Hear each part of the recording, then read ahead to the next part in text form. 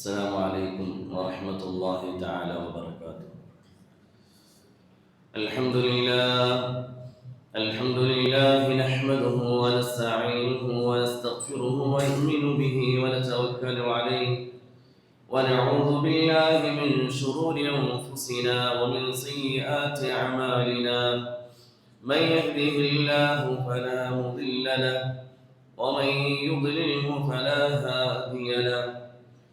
وأشهد أن لا إله إلا الله وحده لا شريك له وأشهد أن محمدا عبده ورسوله أرسله بالحق بشيرا ونذيرا وداعيا إلى الله بإذنه وسراجا منيرا.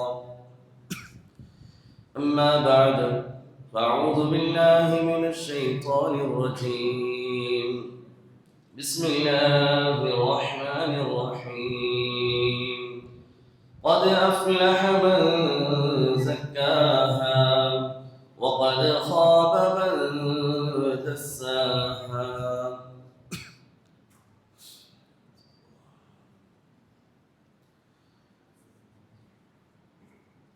الله سبحانه وتعالى നമ്മുടെ ജീവിതത്തിൽ വന്നുപോയ മുഴുവൻ പാപങ്ങളും പുറത്തു അനുഗ്രഹിക്കുമാറാകട്ടെ. ബാക്കിയുള്ള ജീവിതം അള്ളാഹുവിനെ തൃപ്തിപ്പെടുത്തി ജീവിക്കുവാനും മരണപ്പെടുമ്പോൾ വിശുദ്ധമായ ഇനിമ ചൊല്ലി മരണപ്പെടുവാനും അള്ളാഹു തൗഫീഖ് നൽകി അനുഗ്രഹിക്കുമാറാകട്ടെ. ബഹുമാനമുള്ള മുഅ്മിനീങ്ങളെ, സഹോദരന്മാരെ, ലോകത്ത് ഓരോ ദിവസവും പുതിയ പുതിയ പഠനങ്ങളും മനുഷ്യൻ പുതിയ പുതിയ അറിവുകളിലേക്ക് എത്തിക്കൊണ്ടിരിക്കുകയാണ്. ഈ സമയത്ത് നാം ഓരോരുത്തരെ സംബന്ധിച്ചും വളരെ നിർബന്ധമായി നാം അറിഞ്ഞിരിക്കേണ്ട വളരെ പ്രധാനപ്പെട്ട ഒരു അറിവാണ് എല്ലാ സമയവും നമ്മുടെ കൂട്ടത്തിലുള്ള നമ്മുടെ നഫ്സിനെ കുറിച്ച്. കാരണം ഈ ശരീരം, ഈ നഫ്സ് എല്ലാ സമയവും നമ്മുടെ കൂട്ടത്തിലുണ്ട്. അതുകൊണ്ട് എന്താണ് സത്യത്തിൽ നമ്മുടെ ഓരോരുത്തരും നഫ്സ്, എന്താണ് ഇതിൻ്റെ യാഥാർത്ഥ്യം എന്നറിയൽ നമ്മുടെ ബാധ്യതയാണ്. നഫ്സ് എന്ന് പറഞ്ഞാൽ രണ്ട് കാര്യങ്ങളാണ്. ഒന്ന് ജസദ്, ബാഹ്യമായി കാണുന്ന ശരീരം. രണ്ട്, അതിനുള്ളിലുള്ള നമ്മുടെ റൂഹ്, ആത്മാവ്. ജസദ്, ശരീരം, ഇത് സൃഷ്ടിക്കപ്പെട്ടത് മണ്ണിൽ നിന്നാണ്. എല്ലാ മനുഷ്യരുടെയും, നബിയാകട്ടെ, വലിയാകട്ടെ, മുസ്ലിമാകട്ടെ, കാഫിറാകട്ടെ, എല്ലാ മനുഷ്യരുടെയും ശരീരം മണ്ണിൽ നിന്നാണ് സൃഷ്ടിക്കപ്പെട്ടത്. അൽ ബിദായ വ നിഹായ എന്ന ഗ്രന്ഥത്തിൽ ഇമാം ഇബ്നു കസീർ റഹിമഹുല്ലാഹ് ഒരു ഹദീസ് ഉദ്ധരിക്കുന്നുണ്ട്. അല്ലാഹു തആല മനുഷ്യനെ സൃഷ്ടിക്കാൻ വേണ്ടി ഭൂമിയിൽ നിന്നും മണ്ണെടുത്തു കൊണ്ടുവരാൻ വേണ്ടി മലക്കുകളോട് കൽപ്പിച്ചു. ഭൂമി വിസമ്മതം കാണിച്ചതിന്റെ പേരിൽ പോയ മലക്കുകൾ മടങ്ങി വന്നു. അവസാനം അല്ലാഹു തആല അസ്രായീലിനെ അയച്ചു. അസ്രായീൽ ഭൂമിയുടെ വ്യത്യസ്തമായ സ്ഥലങ്ങളിൽ നിന്നും വ്യത്യസ്തമായ നിറത്തിലുള്ള മണ്ണുകൾ എടുത്തു കൊണ്ടുവന്നു. ആ മണ്ണിൽ നിന്നും മനുഷ്യനെ സൃഷ്ടിച്ചു. തങ്ങൾ പറഞ്ഞു, അതുകൊണ്ട് തന്നെ മനുഷ്യന്റെ നിറവും വ്യത്യസ്തമാണ്. കൊണ്ടുവന്ന മണ്ണിന്റെ നിറം വ്യത്യസ്തമായതിന്റെ പേരിൽ സൃഷ്ടിക്കപ്പെടുന്ന മനുഷ്യരുടെയും നിറങ്ങൾ വ്യത്യസ്തമായി. ഇനി അവസാനം ഈ ശരീരം ഇതേ മണ്ണിലേക്ക് തന്നെ മടങ്ങുകയും ചെയ്യും. ഉലമാക്കൾ എഴുതിയിട്ടുണ്ട്, ഭൂമിയുടെ ഏത് പ്രദേശത്തുള്ള മണ്ണ് കൊണ്ടാണോ ഒരാൾ സൃഷ്ടിച്ചത് അതേ പ്രദേശത്തിന് മനുഷ്യന്റെ ഖബറാവുകയും ചെയ്യും. മദീനയിൽ ഒരു ഹബശിയുടെ, ഒരു എത്യോപ്യക്കാരന്റെ ജനാസ ഖബറടക്കുന്നത് കണ്ടപ്പോൾ താങ്കൾ ചോദിച്ചു, ഇതാരുടെ ജനാസയാണ്? സഹാബാക്കൾ പറഞ്ഞു, ഇതൊരു ഹബശിയുടെ, ഒരു എത്യോപ്യക്കാരന്റെ മയ്യിത്താണ്. താങ്കൾ പറഞ്ഞു, സുബ്ഹാനല്ലാഹ്, സീഖ മിൻ അർളി, അത്ഭുതമാണ്. അല്ലാഹു തആല ഈ മനുഷ്യനെ ഹബശയിൽ നിന്നും ആഫ്രിക്കയിൽ നിന്നും മദീനയിലേക്ക് മനുഷ്യനെ കൊണ്ടുവന്നു. കാരണം ഈ മനുഷ്യന്റെ ശരീരം സൃഷ്ടിക്കപ്പെട്ടത് മദീനയിലും മണ്ണിൽ നിന്നാണ്. ശരീരം ഇത് മണ്ണിൽ സൃഷ്ടിക്കപ്പെട്ടതാണ്. ഒരു ദിവസം ഇതേ മണ്ണിലേക്ക് തന്നെ മനുഷ്യനെ മടക്കുകയും ചെയ്യും. അതുകൊണ്ട് ശരീരം ഭംഗിയായി ശരീരം ശക്തിയായി, ശരീരത്തിന് പ്രത്യേകമായ കഴിവുകൾ ഉണ്ടായിരുന്നു എന്നതിൻ്റെ പേരിൽ മനുഷ്യന് മഹത്വമൊന്നുമില്ല. കാരണം ഈ ഭംഗിയും ഈ ശക്തിയും ഇതെല്ലാം ഒരു ദിവസം മണ്ണിലേക്ക് ചേരാനുള്ളതാണ്.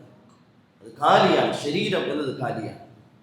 മൗലാന അഷ്റഫ് അലി താലിബ് റഹ്മത്തുള്ളാഹി അലൈഹി അദ്ദേഹത്തിന്റെ ഖുതുബാത്തിൽ ഒരു ഹദീസ് ഉദ്ധരിക്കുന്നു. അല്ലാഹു തആല ആദം നബിയെ സൃഷ്ടിച്ച ശേഷം റൂഹ് ഊതുന്നതിന് മുമ്പ് കുറെ കാലഘട്ടം മലക്കുകളുടെ മുന്നിൽ വെറുതെ ഇട്ടു. ഇബ്ലീസ് ആദം നബിയുടെ ശരീരത്തിൽ ഉള്ളിലൊന്ന് പ്രവേശിച്ച് പുറത്തു വന്നിട്ട് പറഞ്ഞു, ഭയപ്പെടേണ്ടതില്ല, ഉള്ളു കാലിയാണ്. മനുഷ്യന്റെ ശരീരം എന്ന് പറഞ്ഞാൽ അത് പ്രത്യേകിച്ച് അതിൽ മഹത്വമൊന്നുമില്ല. അത് താൽക്കാലികമായി കുറഞ്ഞ സമയത്തേക്കാണ് അതുമായുള്ള ബന്ധം. നമ്മുടെ ഓരോരുത്തരെയും ഈ ശരീരവുമായുള്ള ബന്ധം കുറഞ്ഞ സമയത്തേക്ക്. നമ്മൾ ഈ ലോകത്തിന് മുമ്പ് ഈ ശരീരം ഉണ്ടായിരുന്നില്ല, ഇനി ഈ ലോകം കഴിഞ്ഞാൽ ഈ ശരീരം ഉണ്ടാവുകയുമില്ല. കുറഞ്ഞ സമയത്തേക്കാണ്. ഈ ശരീരം നൽകിയിരിക്കുന്ന രണ്ട് ലക്ഷ്യങ്ങൾക്ക് വേണ്ടിയാണ്. ഒന്ന് തആറുഫിന് വേണ്ടി, പരസ്പരം തിരിച്ചറിയാൻ വേണ്ടി. രണ്ട്, നമ്മുടെ ഉള്ളിലുള്ള ആത്മാവിനെ സഞ്ചരിക്കാനുള്ള വാഹനമായിട്ട്. അതുകൊണ്ട് ശരീരം എന്ന് പറഞ്ഞാൽ അത് മണ്ണിൽ നിന്ന് വന്നതാണ്. കുറഞ്ഞ സമയം കഴിയുമ്പോൾ മണ്ണിലേക്ക് തന്നെ മടങ്ങുകയും ചെയ്യും. ആ ശരീരവുമായുള്ള ബന്ധം കുറഞ്ഞ സമയത്തേക്ക്. പിന്നെ നഫ്സിലുള്ള രണ്ടാമത്തെ കാര്യം റൂഹാണ്, നമ്മുടെ ആത്മാവാണ്. റൂഹ് എന്താണ്? ഇന്നത്തെ മുഴുവൻ മെഡിക്കൽ സയൻസിന്റെ പഠനവും റൂഹിനെ കുറിച്ച് സീറോ ആണ്, ഒരു അറിവുമില്ല. റൂഹ് അല്ലാഹുവിൽ നിന്ന് വന്നതാണ്. യഹൂദികളൊന്ന് ചോദിച്ചു, എന്താണ് റൂഹ്? യസ്അലൂനക അനി റൂഹ്, റൂഹ് എന്താണ് നബിയെ? ഖുലി റൂഹ് മിൻ അംരി റബ്ബി, റൂഹ് അല്ലാഹുവിൽ നിന്ന് വന്നതാണ്. അല്ലാഹുവാണ് സൃഷ്ടിച്ചത്, അല്ലാഹുവാണ് സൃഷ്ടിച്ചത്. പരിശുദ്ധമായ ഇസ്ലാം വ്യക്തമായി മനുഷ്യരെ പഠിപ്പിക്കുന്നത് എന്താണ് റൂഹ്, എവിടെ നിന്ന് റൂഹ് വന്നു, റൂഹുമായുള്ള മനുഷ്യന്റെ ബന്ധം എന്താണ്. അല്ലാഹു സുബ്ഹാനഹു വ തആല ആദം നബി അലൈഹിസ്സലാത്തു വസ്സലാമിന്റെ മുതുകിൽ നിന്നും ഖിയാമത്ത് നാൾ വരെ വരാനുള്ള മുഴുവൻ റൂഹുകളെയും അല്ലാഹു സൃഷ്ടിച്ചു. അന്ന് അല്ലാഹു തആല ആ റൂഹുകളെ നിർത്തി അല്ലാഹു ചോദിച്ചു, അലസ്തു ബി റബ്ബിക്കും, ഞാൻ നിങ്ങളുടെ റബ്ബല്ലേ? അന്ന് മുഴുവൻ റൂഹുകളും മറുപടി പറഞ്ഞു, ഖാലൂ ബല, അതെ അല്ലാഹു, നീ ഞങ്ങളുടെ റബ്ബാണ്. അത് ആലമുൽ അർവാഹിൽ വെച്ച്. നമ്മുടെ എല്ലാവരുടെയും തുടക്കം, റൂഹിന്റെ ആരംഭം ആലമുൽ അർവാഹിൽ. അത് ലോകമാണ്, റൂഹുകൾ മാത്രമുള്ള ലോകം, അവിടെ ശരീരമില്ല. എല്ലാ മനുഷ്യരും അവിടെ നിന്നാണ്. നബിമാരും ഔലിയാക്കളും മുഴുവൻ മനുഷ്യരും അവരുടെ റൂഹുകൾ വന്നത് ആലമുൽ അർവാഹിൽ നിന്നാണ്. എല്ലാ മനുഷ്യരുടെയും. റളിയല്ലാഹു തആല ഒരിക്കൽ അലി റളിയല്ലാഹു തആല ചോദിച്ചു, അലിയെ, എനിക്ക് ചില കാര്യങ്ങൾ സംശയമുണ്ട്, നീ അതിനെ കാര്യമായി പറഞ്ഞു തരണം. എന്താണ് നിങ്ങളുടെ സംശയം? ചില വ്യക്തികളുമായി കുടുംബ ബന്ധമോ സ്നേഹബന്ധമോ ഇല്ല, പെട്ടെന്ന് അവരുമായി അടുക്കുകയും പിന്നെ വലിയ ബന്ധമാവുകയും ചെയ്യും. അതെന്തുകൊണ്ടാണ് അലി റളിയല്ലാഹു പറഞ്ഞു, അതിനുള്ള കാരണം ആ മനുഷ്യന്റെയും നിങ്ങളുടെയും റൂഹുകൾ പരസ്പരം ആലമുൽ അർവാഹിൽ കണ്ടുമുട്ടിയിട്ടുണ്ട്. എല്ലാ മനുഷ്യരുടെ റൂഹുകൾ ഒരു കാലഘട്ടത്തിൽ ആലമുൽ അർവാഹിലായിരുന്നു. അതുകൊണ്ടാണ് ഹദീസിൽ വരുന്ന ഇബ്രാഹിം നബി അലൈഹിസ്സലാം ഹജ്ജിന് വേണ്ടി വിളിച്ചപ്പോൾ ആലമുൽ അർവാഹിലുള്ള റൂഹുകളും മറുപടി കൊടുത്തു. അവരാണ് ഇന്നും ഹജ്ജിന് പോകുന്നത്. റൂഹിന്റെ തുടക്കം, അതിന്റെ സൃഷ്ടിപ്പിന്റെ തുടക്കം ആലമുൽ അർവാഹിൽ നിന്നാണ്. പിന്നെ അവിടെ നിന്നും അല്ലാഹു തആല ഉദ്ദേശിച്ച സമയത്ത് ആലമുൽ അർഹാമിലേക്ക്, ഉമ്മയുടെ ഗർഭത്തിലേക്ക് അല്ലാഹു തആല അയച്ചു. അത് അല്ലാഹു തആല അയച്ചതാണ്. കാരണം ബഹുമാനിക്കപ്പെടേണ്ടത് നമ്മുടെ ശരീരത്തെയല്ല, കൂടുതൽ ബഹുമാനിക്കപ്പെടേണ്ടത് റൂഹിനെയാണ്. അതുകൊണ്ട് റൂഹിനെ വെറുതെ അയക്കുകയല്ല ചെയ്തത്. ഹദീസിൽ വരുന്നു, 4 മാസമാകുമ്പോൾ ഒരു മലക്കിന്റെ കയ്യിൽ റൂഹിനെ അല്ലാഹു തആല കൊടുത്തയക്കും. ഒരു മലക്കാണ് കൊണ്ടുവന്ന് ഉമ്മയുടെ ഗർഭത്തിലുള്ള കുട്ടിയിലേക്ക് റൂഹിനെ പ്രവേശിപ്പിക്കും. ആ പ്രവേശിക്കുന്ന സമയം ആരും അറിയുന്നില്ല. പ്രവേശിക്കഴിയുമ്പോഴാണ് ഉമ്മ അറിയുന്നത്. ഇതുപോലെ ഈ റൂഹ് പിരിയുന്ന സമയം ആരും അറിയുകയില്ല. അള്ളാഹു തീരുമാനിക്കുന്ന സമയം ഇത് പിരിയുകയും ചെയ്യും. കൊണ്ടുവന്നത് മലക്കായതുപോലെ റൂഹിനെ ബഹുമാനിച്ച് തിരിച്ചു കൊണ്ടുപോകുന്നത് മലക്ക് തന്നെ. ആലമുൽ അർവാഹിൽ നിന്നും മനുഷ്യരുടെ റൂഹുകൾ പിന്നെ ആലമുൽ അർഹാമിലേക്ക് വന്നു, ഉമ്മയുടെ ഗർഭത്തിലേക്ക് വന്നു. അവിടെ മനുഷ്യന്റെ ശരീരവും റൂഹുകളും പരസ്പരം കഴിഞ്ഞുകൂടി ഭൂമിയിലേക്ക് വരാൻ തയ്യാറായി. ഭൂമിയിൽ മനുഷ്യന്റെ റൂഹും ശരീരവും കഴിഞ്ഞുകൂടി. ഈ സമയത്ത് അല്ലാഹു റൂഹിന് സഞ്ചരിക്കാൻ നൽകിയ ഒരു വാഹനം മാത്രമാണ് നമ്മുടെ ശരീരം. സത്യത്തിൽ യാത്ര ചെയ്യുന്ന ശരീരമല്ല, യാത്ര ചെയ്യുന്ന റൂഹാണ്. ആ റൂഹിന് സഞ്ചരിക്കാൻ അല്ലാഹു നൽകിയിരിക്കുന്ന താൽക്കാലികമായ ഒരു വാഹനമാണ്. ബഹിരാകാശ യാത്ര നടത്തുന്നവർ പ്രത്യേകമായ വസ്ത്രം ധരിക്കുന്നത് പോലെ ഈ ലോകത്ത് റൂഹിന് സഞ്ചരിക്കാൻ ആവശ്യമായ ഒരു വസ്ത്രം അള്ളാഹു നൽകി ശരീരമായി. കുറച്ച് കഴിയുമ്പോൾ, റൂഹിന്റെ സമയം കഴിയുമ്പോൾ ഇത് മടങ്ങിപ്പോകും. അതിന്റെ പേരാണ് മരണം. മരണം സംഭവിക്കുന്നത് റൂഹിനല്ല, ശരീരത്തിനാണ്. റൂഹ് ഒരിക്കലും മരിക്കുന്നില്ല. സൃഷ്ടിക്കപ്പെട്ട ശേഷം പിന്നെ ഒരിക്കലും മരണമില്ലാത്ത ഒന്നാണ് റൂഹ് എന്നത്. മരിക്കുന്ന മനുഷ്യന്റെ ശരീരമാണ്. റൂഹിന്റെ അവസ്ഥകൾക്ക് മാറ്റമേ ഉള്ളൂ. ആലമുൽ അർവാഹിൽ നിന്നും ആലമുൽ അർഹാമിലേക്ക്, അവിടെ നിന്നും ആലമുൽ ദുനിയയിലേക്ക്, ഇവിടെ നിന്നും ആലമുൽ ബർസഖിലേക്ക്, പിന്നെ ഇവിടെ നിന്നും മഹ്ശറയിലേക്ക്, പിന്നെ അവിടെ നിന്നും മനുഷ്യന്റെ റൂഹ് സ്വർഗത്തിലേക്ക് അല്ലെങ്കിൽ നരകത്തിലേക്ക്. അവസ്ഥകൾക്ക് മാറ്റം മാത്രമേ റൂഹിനുള്ളൂ. മരിച്ചു പോകുന്നില്ല ഒരിക്കലും മരണമില്ലാത്ത ഒന്നാണ് റൂഹ് എന്നത്. പിന്നെ കുറെ കാലഘട്ടം ജീവിച്ചു, അവസാനം അള്ളാഹു മരണം നൽകി. ശൈഖുൽ സക്കർ റഹ്മത്തുള്ളാഹി അലൈഹി എഴുതുന്ന മരണസമയം റൂഹ് തന്റെ ശരീരത്തിൽ, മുഅ്മിനിന്റെ ശരീരത്തോട് സംസാരിക്കും. ഓരോ ആത്മാവും, മുഅ്മിനിന്റെ ആത്മാവ് തന്റെ ശരീരത്തോട് സംസാരിക്കും, പറയും, നിനക്ക് നന്ദി രേഖപ്പെടുത്തുന്നു, നിനക്ക് ഞാൻ വളരെ നന്ദി രേഖപ്പെടുത്തും. കാരണം നീ നന്മയിൽ ധൃതി കാണിക്കുന്ന ശരീരമായിരുന്നു, നീ തിന്മയിൽ നിന്ന് മാറി നിൽക്കുന്ന ശരീരമായിരുന്നു. അതുകൊണ്ട് നിന്നോട് ഞാൻ നന്ദി രേഖപ്പെടുത്തുന്നു പറയുകയും ആ റൂഹ് വിട പറയുകയും ചെയ്യും. പിന്നെ അവിടെ നിന്നും റൂഹ് ആകാശത്തേക്ക് ഉയരും. ഹദീസിൽ വരുന്നു, മുഅ്മിനിന്റെ റൂഹ് ആകാശത്തേക്ക് ഉയരുമ്പോൾ സുഗന്ധം കൊണ്ട് ആകാശം നിറയും. ലോകത്തില്ലാത്ത ഉയർന്ന തരം സുഗന്ധമായിരിക്കും ആകാശലോകം മുഴുവൻ. ഒരു മലക്കൾ ചോദിക്കും, മാ ഹാദിഹി റൂഹു ത്വയ്യിബ്, ഈ പരിശുദ്ധമായ റൂഹ് ആരുടെ റൂഹാണ്? ആകാശലോകം മുഴുവൻ സുഗന്ധപൂരിതമായ ഈ റൂഹ് ആരുടേതാണ്? മാ ഹാദിഹി റൂഹു ത്വയ്യിബ്. ഇനി അഥവാ ദുനിയാവിലെ ജീവിതത്തിൽ പാപങ്ങൾ കൊണ്ട്, തിന്മകൾ കൊണ്ട്, ശരീരത്തിന്റെ സുഖങ്ങൾ കൊണ്ട് റൂഹിനെ മോശപ്പെടുത്തിയവന്റെ റൂഹ് ആകാശത്തേക്ക് ഉയരുമ്പോൾ ദുർഗന്ധം കൊണ്ട് ആകാശലോകം നിറയും. മലക്കൾ ചോദിക്കും, മാ ഹാദിഹി റൂഹുൽ ഖബീസ്, വൃത്തികെട്ട ദുർഗന്ധം വമിക്കുന്ന ഈ റൂഹ് ആരുടേതാണ്? ആരുടെ റൂഹാണ്? ഇവിടെ നിന്ന് പിന്നെ ആകാശ ലോകത്തേക്ക് ഹദീസിൽ വരുന്നു, മുഅ്മിനീങ്ങളുടെ റൂഹുകൾ അത് ഇല്ലിയിലേക്ക് പോകും. സത്യനിഷേധികളുടെ റൂഹുകൾ, റൂഹിനെ പരിഗണിക്കാതെ ജീവിച്ചവർ, അവരുടെ റൂഹുകൾ സിജ്ജീനിലേക്ക് പോകും. അബ്ദുല്ലാഹി ബിൻ അബ്ബാസ് റളിയല്ലാഹു തആല അൻഹു ചോദിച്ചു, കഅബേ എന്താണ് ഇല്ലിയീൻ, എന്താണ് സിജ്ജീൻ? അദ്ദേഹം പറഞ്ഞു, ഇല്ലിയീൻ 7 ആകാശത്തിന്റെ മുകളിൽ മുഅ്മിനീങ്ങളുടെ റൂഹിനെ സൂക്ഷിക്കപ്പെടുന്ന സ്ഥലമാണ്. സിജ്ജീൻ എന്നാൽ 7 ഭൂമിക്ക് താഴെ കാഫിരീങ്ങളുടെ സത്യനിഷേധികൾ റൂഹിനെ സൂക്ഷിക്കപ്പെടുന്ന സ്ഥലമാണ്. കാഫിരീങ്ങളുടെ സത്യനിഷേധികളും റൂഹിനെ സൂക്ഷിക്കപ്പെടുന്ന സ്ഥലമാണ്. അവിടെ പിന്നെ മനുഷ്യൻ അവിടെ നിന്ന് ഖബറിലേക്ക് വീണ്ടും മടക്കും. ഖബറിൽ ശിക്ഷ നൽകുന്ന റൂഹിനാണ്. അതിന്റെ പ്രതിഫലനമാണ് ശരീരത്തിനുണ്ടാകുന്നത്, സ്വപ്നം കാണുന്നത് പോലെ. പിന്നെ അവിടെ നിന്നും മനുഷ്യന്റെ റൂഹിനെ ഒന്നെങ്കിൽ സ്വർഗത്തിലേക്ക്, സ്വർഗത്തിന്റെ സുഖങ്ങളും രസങ്ങളും അനുഭവിക്കുന്ന സത്യത്തെ ശരീരമല്ല, മനുഷ്യന്റെ റൂഹാണ്. അതുകൊണ്ട് തന്നെ ഹദീസിൽ വരുന്നു, ഒരു ഭക്ഷണം കഴിച്ചാൽ അതിന്റെ രുചി 70,000 വർഷം നിലനിൽക്കും. സ്വർഗവാസിന് ഭക്ഷണം കഴിച്ചാൽ അതിന്റെ രുചി 70,000 വർഷം നിലനിൽക്കും. കാരണം സ്വർഗത്തിന്റെ നിഅമത്തുകളുടെ സുഖം കിട്ടുന്നത് ആദ്യം ആത്മാവിനാണ്. അതിന്റെ പ്രതിഫലനമാണ് ശരീരത്തിനുണ്ടാകുന്നത്. നരകത്തിന്റെ ശിക്ഷയുണ്ടാകുന്നത് റൂഹിനാണ്. അതിന്റെ പ്രതിഫലനമാണ് ശരീരത്തിനുണ്ടാകുന്നത്. നാറുല്ലാഹിൽ മൂഖദ അല്ലതി തത്തലി അലൽ അഫ്ഇദ. അല്ലാഹു തആല പറഞ്ഞു, നരകത്തിന്റെ തീ അത് പിടിക്കുന്ന മനുഷ്യന്റെ റൂഹിനെയാണ്.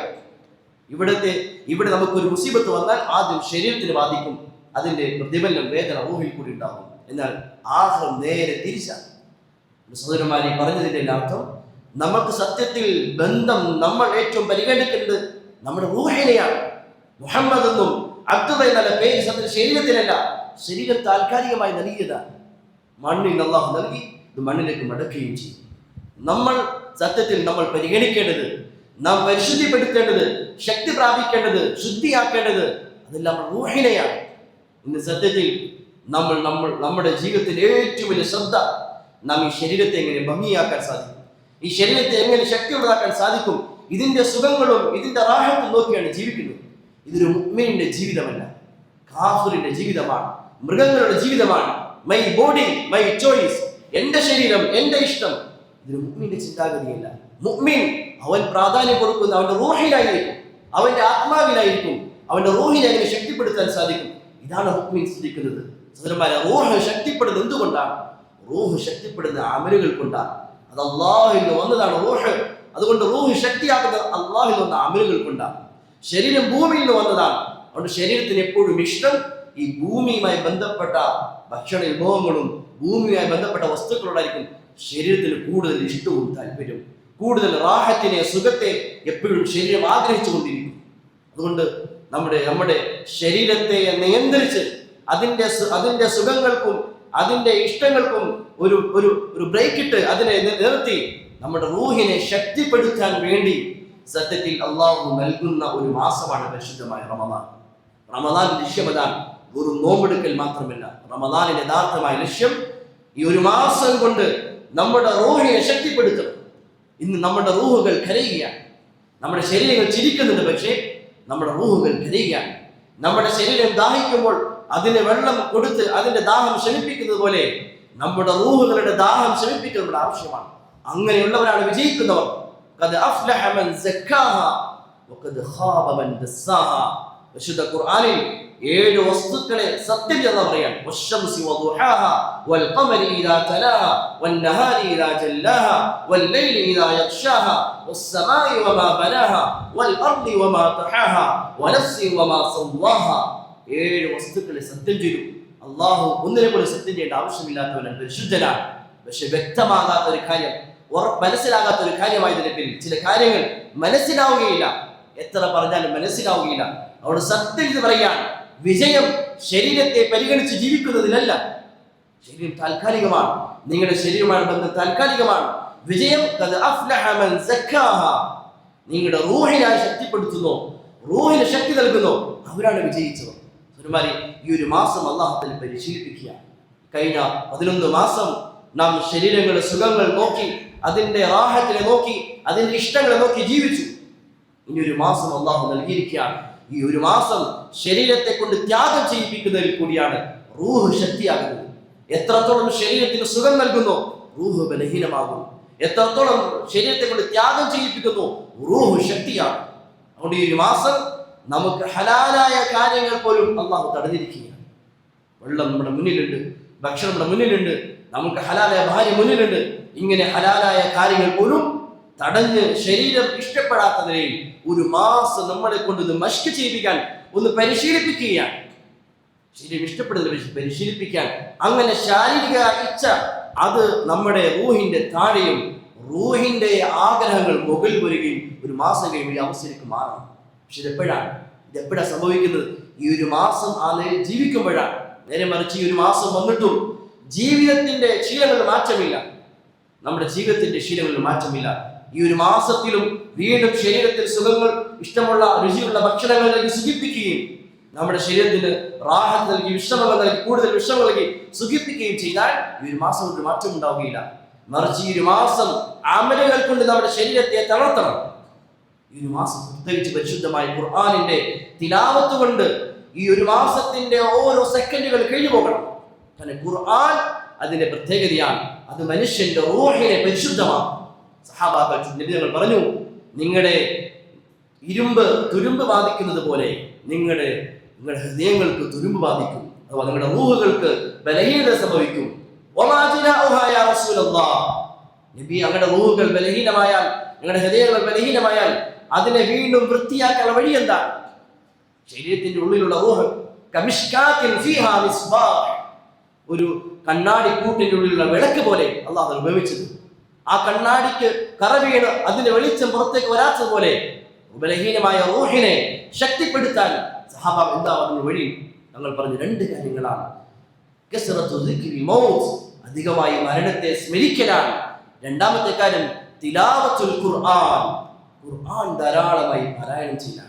അതുകൊണ്ട് ഒന്ന്, ഈ മാസം പട്ടിണി കിടന്ന് ത്യാഗം ചെയ്യുമ്പോൾ നമ്മുടെ ശരീരത്തിന്റെ ഇച്ഛകൾ ബലഹീനമാകും. ഈ സമയത്ത് ഖുർആനിന്റെ ആയത്തുകൾ കൊണ്ട് അതിന്റെ മഴ നമ്മുടെ മേൽ പെയ്താൽ എല്ലാ അഴുക്കും കഴുകി ശുദ്ധമാകുന്ന മാസമാണ്. പക്ഷെ ഖുർആന്റെ മാസത്തിൽ ഖുർആൻ ഓതാൻ സാധിക്കുന്നില്ലെങ്കിൽ നമ്മുടെ റൂഹുകൾ വീണ്ടും പഴയതുപോലെയാകും. അതുകൊണ്ട് ഈ മാസം ഖുർആനിന്റെ മാസമാണ്. മുൻഗാമികൾ ബാക്കിയുള്ള എല്ലാ കാര്യങ്ങളും ഒഴിവാക്കി ഖുർആനിലേക്ക് തിരിയുമായിരുന്നു. മുൻഗാമികൾ അവരുടെ ബാക്കിയുള്ള ദീനിയായ ഖിദ്മാത്തുകൾ പോലും ഒഴിവാക്കി ഈ ഒരു മാസം ഖുർആനിലേക്ക് തിരിയുമായിരുന്നു. ഇമാം മാലിക് റഹ്മത്തുള്ളാഹി തആല അലൈഹി, ഇമാം ദാറുൽ ഹിജ്റ, ഹദീസിലെ വലിയ പണ്ഡിതനാണ്. ഹദീസിന്റെ ഖിദ്മത്തുകൾ പോലും ഒഴിവാക്കി ഈ ഒരു മാസം ഖുർആൻ ഓതുമായിരുന്നു. സുഫിയാൻ അസ്-സൗരി റഹിമഹുല്ലാഹ് വലിയ ആബിദായ വ്യക്തിയാണ്. അദ്ദേഹം ബാക്കിയുള്ള ഇബാദത്തുകൾ ചുരുക്കി ഫർളായ വാക്കുകൾ കഴിഞ്ഞാൽ ബാക്കിയുള്ള സമയങ്ങൾ പരിശുദ്ധമായ ഖുർആൻ ഓതുമായിരുന്നു. ഇമാം ബുഖാരി റഹ്മത്തുള്ളാഹി തആല അലൈഹി അദ്ദേഹത്തിന്റെ പ്രഭാതത്തിൽ സഹറിന്റെ സമയം അത് തന്നെ അദ്ദേഹം 10-15 ജുസ് ഖുർആൻ പാരായണം ചെയ്യുമായിരുന്നു.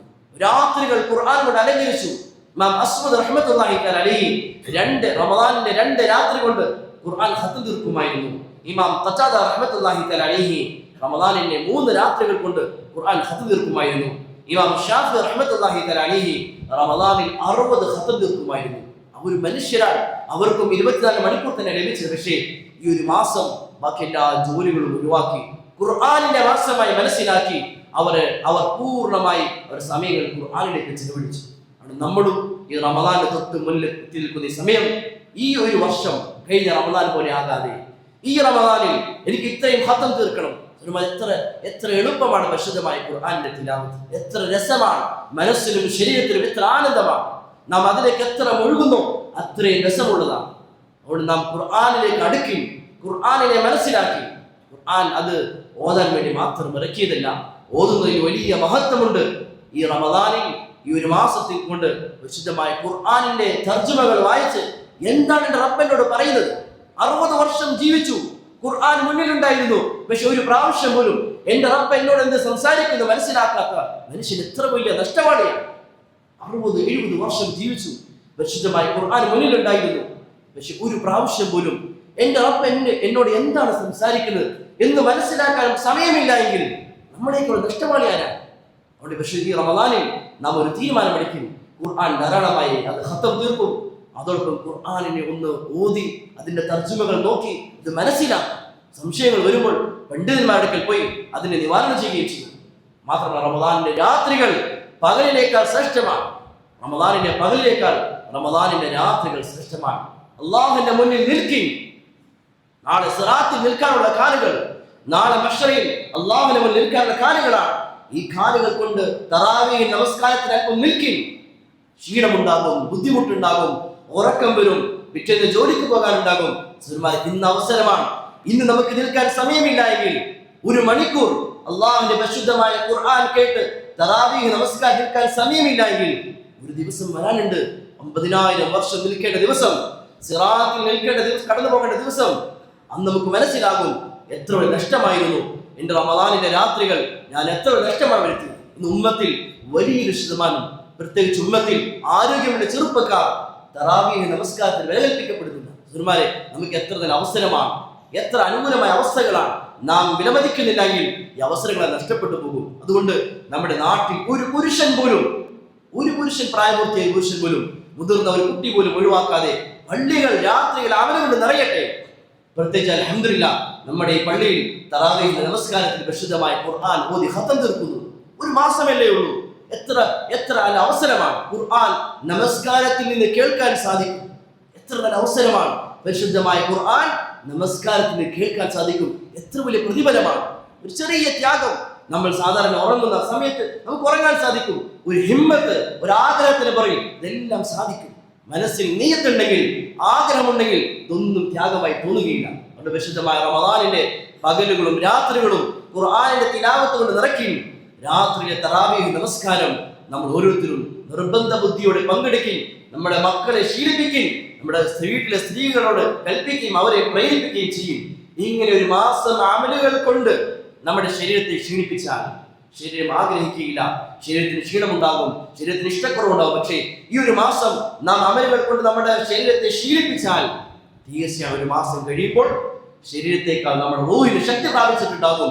പിന്നെ 11 മാസം നമുക്ക് അമലുകളിലേക്ക് മുഴുകൽ എളുപ്പമായിരിക്കും. അതുകൊണ്ട് മുജദ്ദിദ് അൽ-ഫസാനി റഹ്മത്തുള്ളാഹി തആല പറയുന്നു, റമദാൻ എന്ന ഒരു മാസത്തിന്റെ പ്രത്യേകതയാണ് ആ ഒരു മാസം ശരിയായ അമലുകൾ കഴിച്ചുകൂട്ടാൻ സാധിച്ച ഒരു വ്യക്തിയെ സംബന്ധിച്ച് 11 മാസവും ഈ റമദാനിന്റെ നൂറ് അവന് ലഭിക്കുന്നതാണ്. 11 മാസവും ഈ റമദാനിന്റെ ഒരു ഈമാൻ ബാക്കി 11 മാസവും ലഭിക്കുന്നതാണ്. എപ്പോഴാണ്? വെറുതെ പട്ടിണി കിടന്നതിൽ മാത്രമല്ല, അത് വലിയ കാര്യമാണ്. അമലുകൾ കൊണ്ട് നിറയ്ക്കണം. നമ്മുടെ പകലുകളും രാത്രികളും അമലുകൾ കൊണ്ട് നിറയണം. അങ്ങനത്തെ റമദാനായി ഈ റമദാൻ നമ്മൾ മാറ്റണം. ഇത് അവസരമാണ്. ഇനി അടുത്ത റമദാൻ ആർക്കെല്ലാം ലഭിക്കും, ആർക്കെല്ലാം അവസരമുണ്ട്, ആർക്കും അറിയുകയില്ല. ഓരോരുത്തരും അല്ലാഹുവിലേക്ക് മടങ്ങിക്കൊണ്ടിരിക്കാൻ ഇനിയും അവസരമുണ്ട്, ഇനിയും സമയമുണ്ടെന്ന ചിന്ത ഇത് പിശാചിന്റെ ഭാഗത്താണ്. ഇയ്യാക വതസ്വീഫ്, പിന്നെ എന്ന ചിന്ത, അത് നിങ്ങൾ ഭയപ്പെടുക.